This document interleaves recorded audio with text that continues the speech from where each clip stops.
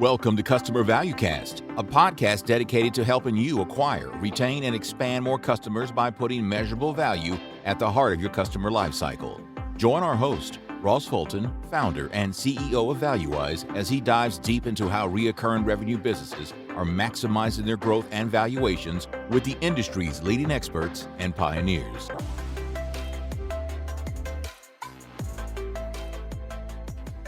Hello and welcome to this episode of the Customer Value Cast, the show dedicated to putting measurable value at the heart of your customer lifecycle so you can retain and expand more customers in your recurring revenue enterprise. Today I am very excited. I'm very excited to welcome Geoffrey Moore to the show. Jeff is an author, a speaker, an advisor, really focused on the market dynamics surrounding business innovation. Jeff's expertise in business innovation and transformation has been hugely influential on my own professional journey, especially through the books Crossing the Chasm, Inside the Tornado, Escape Velocity, Zones to Win. They've all been incredible pieces of work for me, and I know many of you out there. Jeff, thank you so much for joining us today. It's a pleasure to be here. Thanks for having me on your show, Ross. Yes, I think one of the reasons that, Jeff, your work has been so compelling to me is that I share your passion on really how enterprise technology companies can and should embrace and tackle disruption and innovation in relation to their business models. And that being, I'd say, in my view, please validate this for us in the audience, but the focus of your book, Zones to Win. And for those listening that maybe haven't had a chance to check out Zones to Win, perhaps you could kick off by just giving us a very quick overview of the 4 zones model that you have in that book. Well, the zones came out of the fact that established enterprises have a set of conflicting objectives, because on the one hand, they want to maintain the inertial momentum of their established, what we might call their legacy businesses or their core businesses. At the same time, they know they have to participate in next generation opportunities. And that can create a crisis of prioritization, particularly when it comes to allocating revenue and whatnot. And so, and if you try to manage all those conflicting things in kind of one pot, they get caught up in each other. So the zone idea was, look, there are 4 legitimate zones of interest. Each one has its own operating model. Separate out your activities into the 4 zones, and then manage them accordingly. And so the performance zone is where you manage your core business. It's, if you're a public company, it's everything you report out during your earnings call. So it's all of your sales accomplishments and all of your product and service revenue accomplishments. That's the performance zone. And that funds the other 3 zones. So it's it's also the thing investors kind of key to as to how well you're doing. So, and by the way, it's also the zone that delivers all your value to the world. So in a sense, we're always in service to the performance zone eventually. The productivity zone is all the cost centers that you run behind the scenes in order to make the performance zone work. And often you have more people in the productivity zone than you have in the performance zone, but they're all focused on essentially making the performance zone more efficient, more effective, complying with regulations, etc. And in an established enterprise, that's probably 90+% of your budget is in those 2 zones. The incubation zone is where you want to take on things that are essentially outboard of your current model. They will either potentially cannibalize the model, but even if they don't, they're not aligned with it. They're not at scale yet.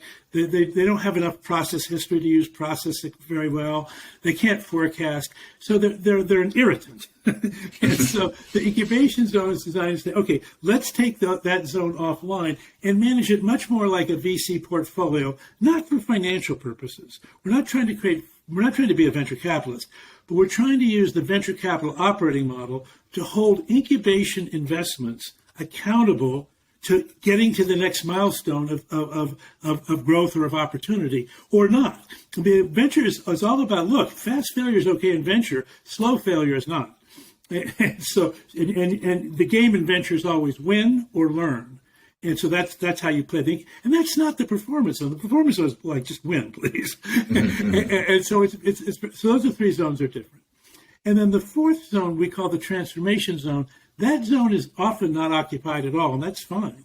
But the transformation zone is a special place when you say, we're going to now dramatically reallocate resources in a way that potentially could put at risk our core business. but we feel like it's time and it's the way the world wants us to go. And so then what you're trying to do in the transformation zone is reorient the entire enterprise to shift its inertial momentum away from the old and commit to the new.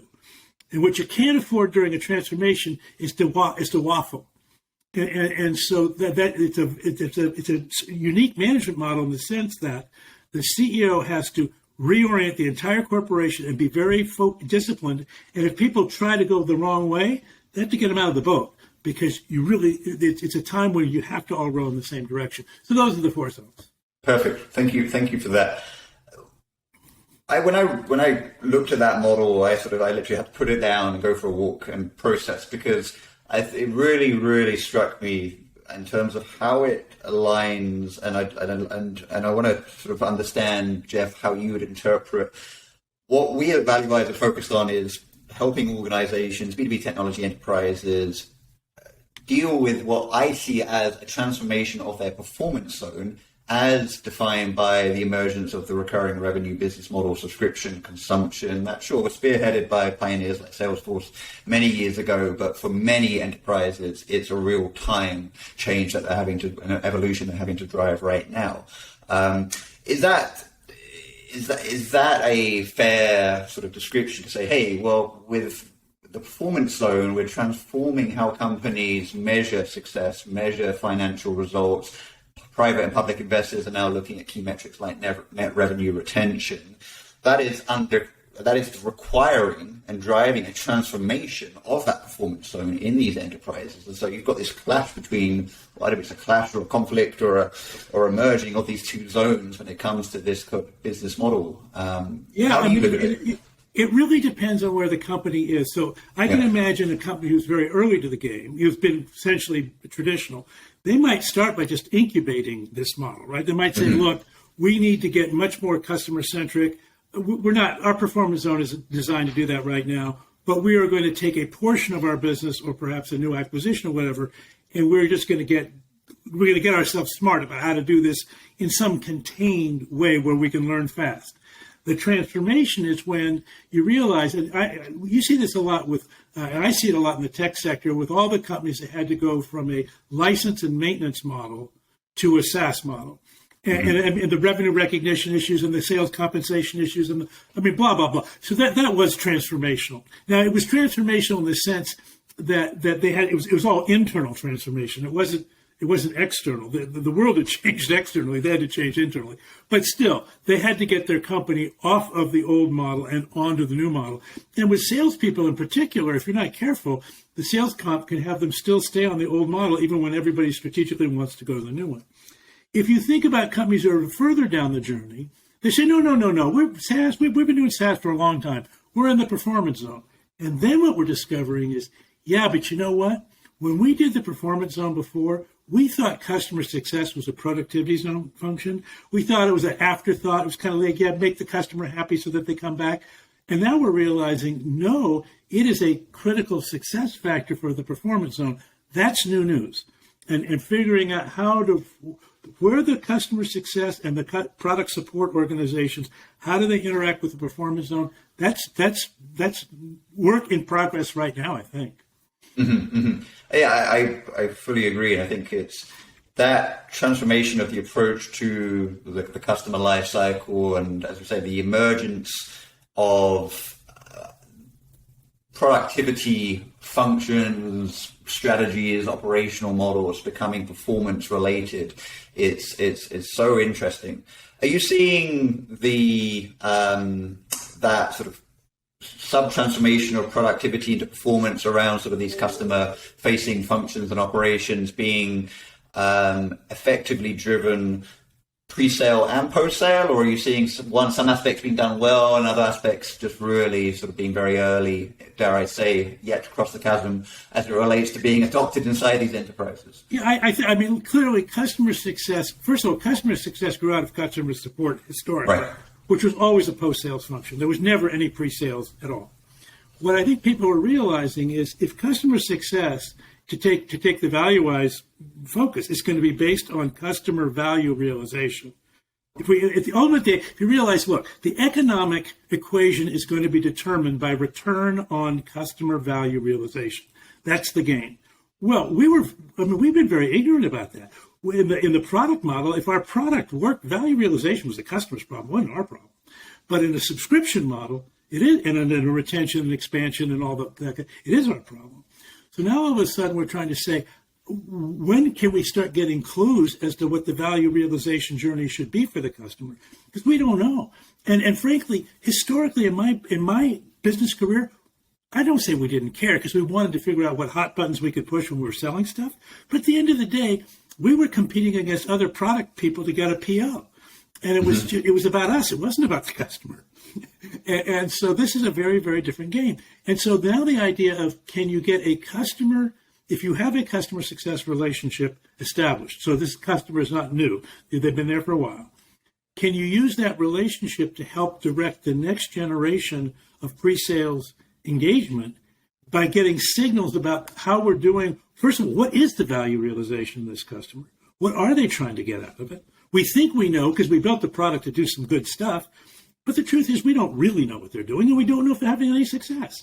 But our customer success team should, at least on the ground.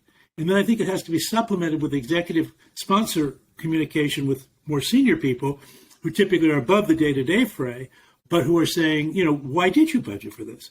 What are you trying to get out of this? And then bringing that kind of interrogation and sort of a diagnosis prescription model to the pre-sales thing. So instead of trying to come and say, hey, I want to sell you this, right? Hey, you've seen our new big offer for this. It's like, we've been talking with you guys. We've been on a value realization journey with 3 years. I think you had some pretty good success here, but it feels like you still need to do more work over there. Is that right? That kind of conversation. Yeah.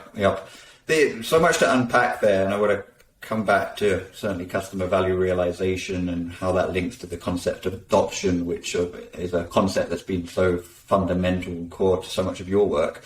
But quickly on you mentioned sort of sales comp as what I would describe as an organizational component, design component that we want to make sure is designed and operationalized appropriately to support the strategy that we know is going to help drive success as a recurring revenue enterprise, distinct from the perpetual licensing business model of yesteryear.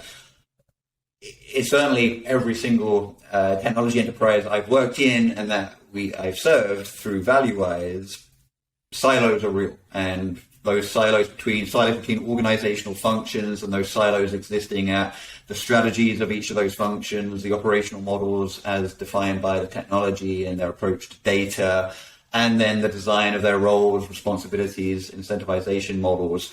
And I used to certainly have a view and a vision that, hey, look, I think there's a bomb we can drop on the legacy organizational structures of technology enterprises and rebuild from the ground up and create a far more unified, integrated model that supports customer value realization and ultimately makes recurring revenue models work.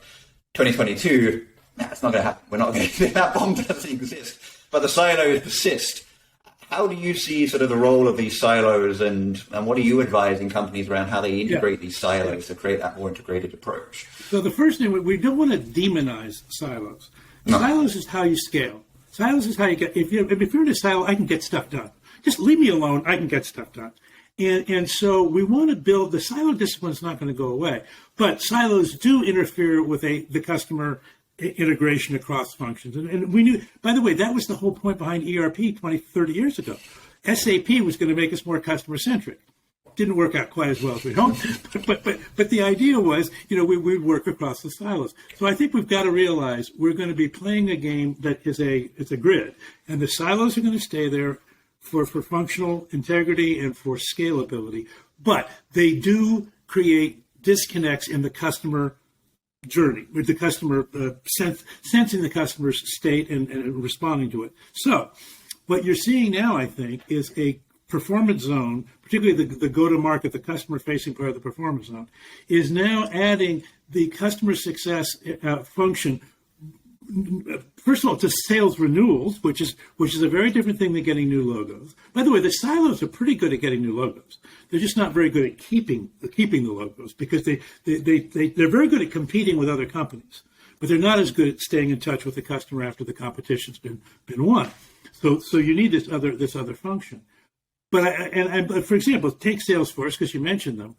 So the current chief revenue officer at Salesforce right now for the worldwide is a guy named Brian Millham.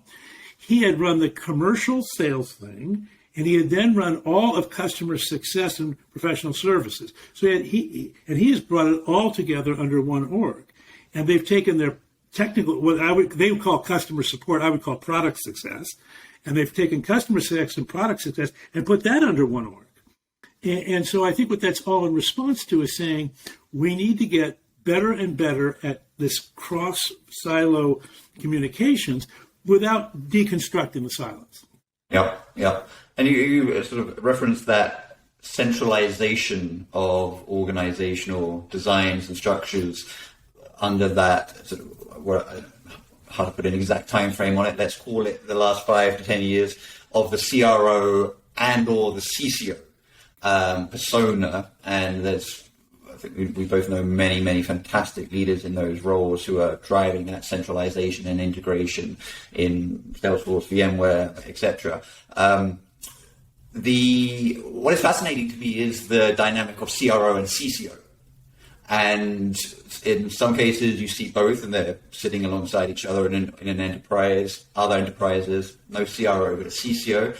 Other enterprises, no CCO, but a CRO. And at the end of the day, I certainly am not one who gets hung up around, okay, what should the title be? The point is that there's a top-down centralized set of accountability around the value for customers. But when you see both exist, do you think that's the right model, or? I think if it tilts to CRO, I think you're tilting toward an organization that is still more into the new logo acquisition, catch. If you're inside the tornado, if there's a new category, then it's really important you capture the new customer base while the new budget is kind of all coming to market all at the same time. So when people adopt cloud computing or they adopt mobile computing or whatever it is, there's a window of less than a decade where basically everybody's going to put budget on the table to get into the new category.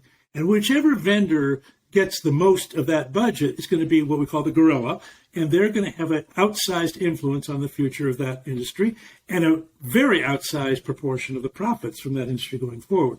So during any tornado time, you want a CRO, and frankly, you suppress the CCO because you want to get as many customers in the boat as fast as you can. Outboard of a tornado, it's the other way around. Outboard of a tornado, now it's like I want to be able to land and grow and expand my install base, take it into new product lines, go into adjacent use cases, et cetera, et cetera, et cetera. That's a CCO-led world. And frankly, we pay, one of the things that I think we do mistakenly, but I don't know that we're going to change it, you and I sure aren't going to change it, is we pay one comp for $1 regardless of whether it's new logo or it's not. It's a different skill set. It's a different investment profile. It's a different time. The ROI periods are different. I mean, we need to be, but we haven't yet. We still have this sort of one pot of comp. And I think that when companies get into trouble around these issues, I think their comp system is part of the problem. Yeah. So we go back to the mission of integrating that enterprise organization across the customer life cycle. And for me, and we touched on this before we hit the record button, the concept of journeys starts to sort of enter most people's minds, right? Well, what is the journey of the customer? And surely, the journey is that uniting concept. I share with you my cynicism when it comes to the reality of customer journey and journey mapping in B2B today. But share your take on what customer journey mapping is today and what it should be. You and I are in violent agreement on this one. So customer journey is a little bit of a misnomer because it's not really about the customer. It's about us. But if you look at a customer journey map, at least the ones I see most of the time, it takes the customer, really a prospect at this point, through a set of marketing motions and then through sales motions to get to a sales funnel and sales closure. And that's called the customer journey. But that's not about the customer. It's about us. The customer actually has a journey that they want to make, and we may not even be part of that journey. They're trying to change the value equation in their enterprise, and we need to figure out in what ways And maybe we can inspire them to contemplate some new ways. Salesforce has this wonderful thing called Ignite. Most companies have some version of this thing where you do ideation with the customer. What's the art of the possible? But once the customer has a value objective, then the purpose then is, okay, how do I map backwards from that objective to what we can offer them? And this is why getting that customer success person involved pre-sales, because they often have very good ideas about how to do that more effectively than we might otherwise do so. But I think that's a real customer journey, which is one which starts with where the customer wants to go, not where we want to go.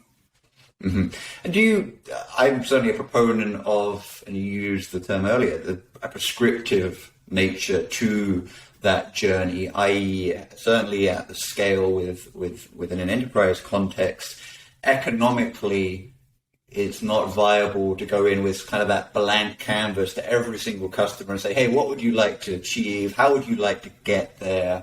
And then say, okay, can we do that with this kind of collection of feature functionality we have in our product? Instead, we've got to take a prescriptive approach to say, hey, we're experts in your type of organization and how you get value from our type of technology. Let us prescribe some outcomes that we think we can get you to, which will contribute to your big, hairy, audacious strategic goals, and we'll tell you how we're going to get you there. Do you agree or disagree? If you disagree, we're not going to acquire you as a customer. Is that a realistic approach to apply in an enterprise, or am I just too idealistic with that? No, I think you're fine. I think the phrase that I find most useful for organizing that approach is, we call it use cases. And other people, whatever it is. But the point is, what you say is, we're going to create a set of sales plays organized around use cases, and the way we're going to conduct the sales cycle is we're going to market the use case, not market the product. So we're going to the initial communication with the customer is, hey, we notice that people in your industry are struggling with retention, or the hybrid work model, or they're struggling with cybersecurity in the cloud, whatever we think there's a series of problems here that we're very interested in. Do you have them? And then you can have some qualifying things. If you do, call this number, and then we can bring them into the dialogue. And we're scaling around. We're not scaling around. In a tornado, to be fair, in a tornado, you can scale horizontally because literally the board has told everybody, get into cloud computing, you idiots. So it's like, okay, I'm a cloud computing board. What's your question? Right? So you can occasionally, you have these moments where you have this massive growth because a category is going through one of these huge waves of adoption. But normally, there's a kind of a yin and yang with the budget. It's up and it's down and it's whatever. And particularly if we're heading into a downturn, which it feels like we are right now, then use cases that are more urgent, that are more compelling, are going to get better funded and more and sales are going to close around them. And so reorganizing around the go-to-market around use cases, and I think that does scale. It doesn't scale quite as fast as horizontal, but it certainly scales more than the one-off, hi, I'm here to help you, what's your problem? Yeah. And I certainly, I'm sure we both know of a number of companies very successfully applying that kind of use case prescriptive, Challenger-esque kind of sales model at a decent scale. Extending that is then, okay, can we make sure that is supported post-sale, i.e. our post-sales organization, our post-sale customer journey, all the functions that make up the post-sale journey, which include, yes, customer success, but professional services, technical account management, are they all aligned to and ready to go in terms of delivering on the use cases that are being sold and prescribed in the acquisition process? Which then brings into the concept of ultimately what is being defined as adoption and successful adoption post-sale, and does that align with the use case? And I generally see a lot of examples of where, no, there's a disconnect there. What are you seeing in terms of that connection around, okay, we've got to drive product adoption as a product post-sales organization. This is our definition or lack thereof of product adoption, yet we've got sales over here selling use cases that make a lot of sense, but that post-sales isn't set up to deliver. Yeah, okay, which is some version of, the vendor journey meets disconnects with the customer journey. So, yeah, you cannot afford to be inauthentic. For a long time, we could afford to be inauthentic. We could just, in the license model, once the customer bought and implemented a licensed product, they were not going to let go of it. So they were essentially captive. But that's not the case. And by the way, it's still, look, nobody wants to throw out Workday or Salesforce or ServiceNow or any of these companies. they all want to keep the relationships. But there's more leverage now on the vendor side to say, hey, I'm not going to expand it. by the way, I am looking at alternatives, and if I'm necessary, I will shift over. And that's a much more viable, club to use with a vendor. Mm-hmm. Vendors often need clubs. So that, I think we can do that. And so then again, the issue is getting those two alignments between the sales motion and the value realization moment. And again, if we work backward from value realization, they'll be aligned. And one of the key signs, I think, is, does the sales proposal have embedded in it, not necessarily in the contract, but at least in the surrounding PowerPoint understanding, metrics that we're going to use after the sale that validate that we got the value, as opposed to adoption metrics, which value that they're using the product, but they don't necessarily prove that they're getting value from the product.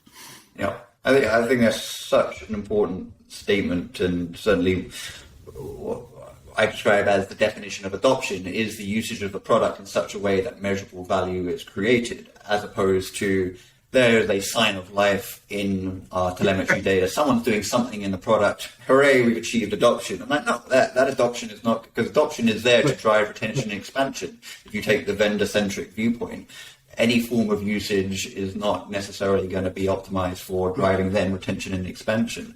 I think the usage metric, if you're on the ground and you're doing training and support at the time of onboarding new users, then I think literally any form of usage is probably an interesting signal. Mm-hmm. But as soon as you get past that point, and the other thing that's useful, by the way, for the product people to realize, there's 2/3 of our product that nobody ever uses. Now we're getting to product-led growth, and it's like, okay, maybe we should think about that. But that's by the way, that is a very vendor-centric idea. That's not, customers don't care if they're not using the product. The vendor does, because they put all that engineering in, they want to charge for it, and they're not getting any value. So there's a way, it's okay to focus on it. None of these things that are vendor-centric are bad. We just shouldn't confuse them with being customer-centric. Yeah. The notion of customer value realization, and I saw one of your recent keynotes, and you had a sort of a maturity sort of model, and customer value realization was at the top in terms of, hey, this is where you've got to get to. This is best in class. It's just, I named my organized company after value realization. It's ValueWise. It just fascinates me that there is this combination of ambiguity and fear and arguably even apathy around really getting down to the definition of what is that measurable value, kind of getting to like jobs to be done theory and service design theory when it comes to technology products. And I understand why it's been the case historically, because the business model didn't compel the need to get down to that level of value engineering and value definition. But now I think the compulsion is there. Any commentary on why you think it is so hard for these companies to get down to that really intelligent definition of value?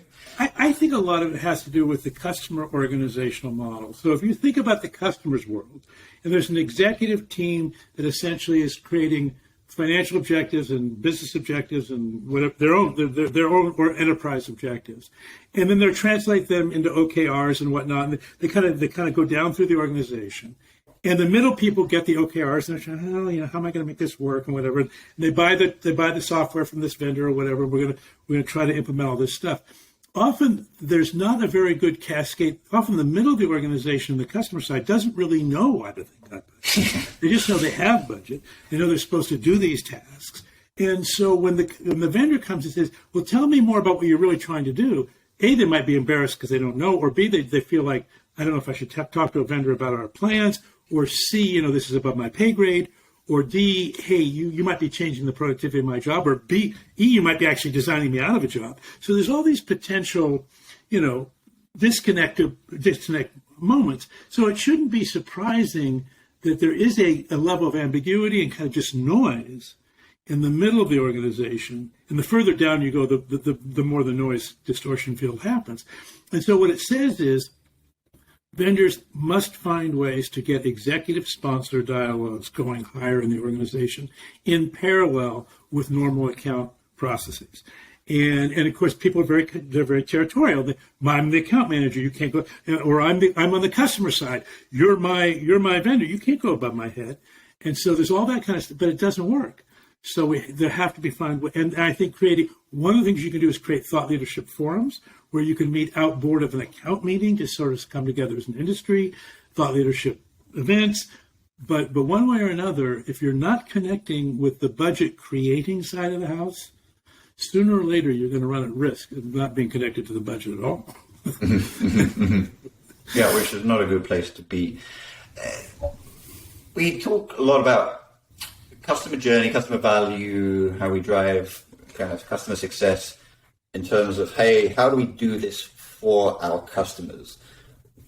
I'm seeing more, we're starting to do a bit of it as value-wise, but it's always been weighted towards that dynamic. The opposite being, as a customer, here's what I'm going to prescribe to my vendors around the journey I want and the value I want, and I'm going to manage you as a vendor on that basis. Whereas my vendor management plan, instead of my customer success plan, my vendor success plan, and that coming from either the business or indeed maybe it's a procurement organization-led concept. It's always fascinated me that it hasn't come back the other way, and that there isn't even a set of technology that says here's a set of technology designed for managing vendors in relation to the value they're delivering to you.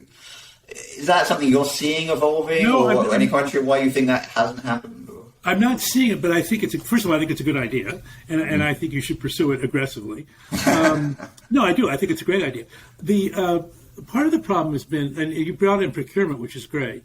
So procurement's job is to actually break the dialogue between the economic buyer and the vendor. And in order to negotiate from a period, a place of informational asymmetry. So they want to be as asymmetrical as possible, and they want to, it's actually, it's counterintuitive, except if you say, well, if I want to win the lowest possible price and negotiate in that way, yes, it's a very good way to do that. But it creates a disconnect with the value realization journey, because you're trying to actually not make the vendor realize how valuable they could be. I mean, it's weird. It's a weird tactic, but that's kind of what's going on. So that's very counterproductive. It's dysfunctional. I mean, it's short-term functional, but it's long-term dysfunctional. But then I think what the executive can do is to say, look, and if people have said, look, customers don't want to buy products; they want to buy outcomes. And so, it's like Ted Levitt's thing about, you want to buy a drill, you want to buy a quarter-inch hole, right? So if we put outcomes-based vendor relationship management as opposed to price-based vendor relationship management, yeah, I think you're going to have to have some reform in the purchasing organization. And I think that the old school purchasing organization was price, price, price. What's your question? But I think in the new world, you say, no, price is not the number one objective. Value realization is the number one objective. And you guys aren't actually doing your job in purchasing if you don't achieve that objective. Yeah. And what I've learned over the past year, and kudos to kind of Scott McCall and his team at MediCX is giving me some of this education, is the healthcare industry does this very well. Now, they don't necessarily have the operational and strategic maturity that the tech industry does have in other elements, but when it comes to managing their relationships and including kind of vendor to customer, it's very much based around that definition and measurement of value. And so I kind of look at that healthcare industry in relation to what you just described there, Jeff, as a bit of a shining light of inspiration potentially for the technology. It's interesting. I'm spending time there as well. So patient outcomes would be obviously the value realization of the healthcare industry. It turns out they're struggling a lot with two things. One is getting just the data collection around patient outcomes at scale is very, very challenging. Inside any particular healthcare provider, it's easier because of these patient record systems, but across providers, it's a nightmare. And so that's number one. And then number two is the economics of healthcare. We've for a long time, been saying we shouldn't be paying fee for service. We should be paying for wellness, covered lives. And I think everybody kind of gets that's the model that incents the best behavior. But talk about a transformation and talk about the economic consequences of making that transformation too early. It's really, really hard. And I think the U.S. healthcare system is still struggling with that issue. And we'll see where we get there. But to your point, the fact that patient outcomes is so obvious a metric for that industry does get the vendors aligned much better than they otherwise would. Yeah. Last subject, and we'll wrap it up. This has been such a great conversation, but I feel like we would have done our listenership a disservice if we don't talk about digital. And so we can go back to customer journeys and customer value realization and the digital medium and strategy around delivering that. And there's been, I think, great strides made in the last, I would say, 2 years in the B2B domain around this, certainly through platforms like Gainsight and Nick Vader's team driving what they do in their platform and others out there. But I think it's still very early days. And when I think about sort of shining lights or inspirations for the B2B technology industry to look at, I think of B2C. And I think about how they're leveraging, and have done for several years, digital and the underlying data and analytics to drive that sort of self-sufficient buying and adoption experience. But we're certainly indexing heavily on the future of digital in customer success and customer journey management, customer lifecycle management, how you drive net revenue retention. What are you seeing in terms of any emerging trends or failed starts or underinvestments or whatever it might be regarding this subject of digital customer management in B2B? So one of the things that's key about this B2C versus B2B comparison is the economic models are structurally so different that we have to be careful that we can't take very many best practices from one to the other. So the B2C world is a very transactional world where essentially there's no room for a customer success manager in the middle of a B2C transaction, right? It's just, it's all product-led growth. It's all going to be diagnostic. It's all going to be algorithmic and whatever. And it's clear that those algorithms get smarter and smarter and smarter, and all of that is very, very good. B2B interactions, first of all, they're arbitrage across many relationships. And the interest of those relationships, they're not necessarily conflicting, but they're not always aligned. So, for example, the departmental manager may have a set of objectives that his or her boss or boss's boss does not have, or different departments have different objectives for the same vendor service, from a particular vendor. So there's a level of complexity. So when we say data, I think we have to be careful because log files, we can still use log files for usage, and that can still feed back to particularly the engineering team. I think it's very valuable. But I think we need a more nuanced set of signals, which I think invariably involve conversations with people that have to get captured in some sort of digital system. And we've always struggled with that. Whenever you say somebody's going to enter data into another system, you think, no, they're not. So how can we do that? And we're getting better at it. I mean, there are self-capturing things, and because we have things like Slack and Google Hangouts and all these, we are being able to capture more threads than we ever were able to do before. And we can apply artificial intelligence and machine learning to extract from natural language insights and sentiment and things like that. So I think there's a bunch of moving up there. The point is, what we can't do, and what we did all of my adult life, was leave it anecdotally in a person's notebook in a person's pocket. I mean, my first experience with customer intimacy was an experience at Nordstrom, where a person that had waited on me before pulled out a pocket thing and found and said, "Oh yeah, the last time you were in here," which was like, whoa. And that was a culture at Nordstrom, and there were 100 people that were really good at it, but there are not 100,000 people that are good at that. So it's got to be digital, and I think the creativity of this next generation of digital is going to be in the B2B relationship management as opposed to the transaction management world. Fascinating. Jeff, this has been a great conversation. It's been, I can't tell you how long I've been looking forward to doing this since the opportunity arose. Really appreciate it. Thank you for all the work you've delivered to all of us for so many years now, and just continually excited for your new releases, including your latest book, which I know is a slightly, I don't know what you describe it as, a pivot, a tangent, but around the meaning of life. And it's framework. Okay, framework. Yeah. So I highly encourage people to check out The Infinite Staircase, which is that latest book. I appreciate you joining today. For anyone listening who is looking, hey, how can I better follow your work and your insights? How can people follow you best, Jeff? I think there's a blog on LinkedIn, and I think the LinkedIn blog, that's where I try to put my current thinking. Yeah. Perfect. So I encourage all of you listening to check that out. Thank you for taking the time to join us, whether you're joining us on YouTube or listening to the podcast. Please obviously follow up with any questions, comments, feedback. Give us a rating as to whether you thought this episode was as valuable as I know I found it to be. Jeff, thank you again, and we'll talk again soon. Okay, great. Thanks, Ross.